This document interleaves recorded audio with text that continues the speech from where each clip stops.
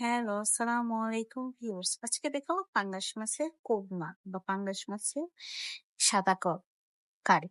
এখানে আমি এটা কড়াইতে বেশ খানিকটা তেল নিয়ে নিলাম, হাফ কাপের একটু বেশি। তারপর পেঁয়াজ কুচি দিয়ে দিলাম। পেঁয়াজ কুচি দিয়ে ভালো মতো একটু লাল করে এখানে দিয়ে দিব আমি পেঁয়াজ বাটা।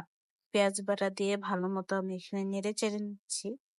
আমি এখানে দিয়ে দিব অল্প পরিমাণ, প্রায় হাফ চামচ পরিমাণ মতো আদা রসুন বাটা দিয়ে এটা ভালো মতো, এটা কাঁচা অবস্থায় দিবেন, না হলে কিন্তু স্মেলটা খারাপ আসবে।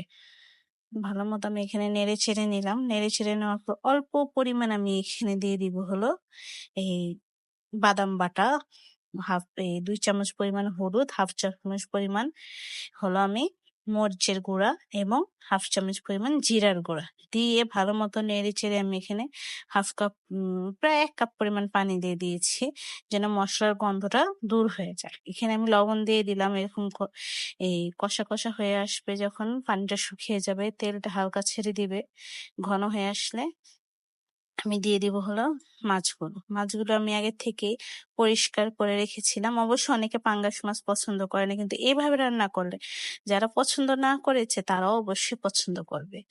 আমি এখানে একটু মাছগুলোকে দিয়ে নাড়াচাড়া করে আমি এখানে অল্প পরিমাণ পানি দিয়ে দিলাম ঝোলের জন্য। আমি এখানে কিছুটা পরিমাণ কাঁচামরিচ দিয়ে দিব, 5-6টা অবশ্যই কাঁচামরিচটা দিবেনই, নাহলে ফ্লেভারটা খুব সুন্দর আসবে। এখানে আমি বড় লেবুটা দেখেছেন, সেটা আমি গ্রেট করে দিয়েছি। এটা হলো গন্ধরাজ লেবু, এটা অবশ্যই দিবেন, এটা দিলে অনেক সুন্দর একটা স্মেল আসবে। আর পাঙ্গাস মাছে কোনো গন্ধই আসবে না, আপনারা অবশ্যই দিবেন। আর পানিটা একটু শুকিয়ে আসলে আমি নামিয়ে ফেলেছি, দেখেন এখন কত সুন্দর, কত বড় বড় পেটিওয়ালা পিস গুলা এবং কত লোভনীয় লাগছে। অবশ্যই এটা আপনারা বাসায় ট্রাই করবেন এবং সাবস্ক্রাইব করতে কিন্তু ভুলবেন না। আপনারা প্লিজ আমাকে সাপোর্ট করবেন। আর অবশ্যই আপনার সাবস্ক্রাইব করতে ভুলবেন না এবং লাইক কমেন্ট অবশ্যই করে যাবেন। আপনারা অবশ্যই বাসায় ট্রাই করে জানাবেন। আসসালামু আলাইকুম।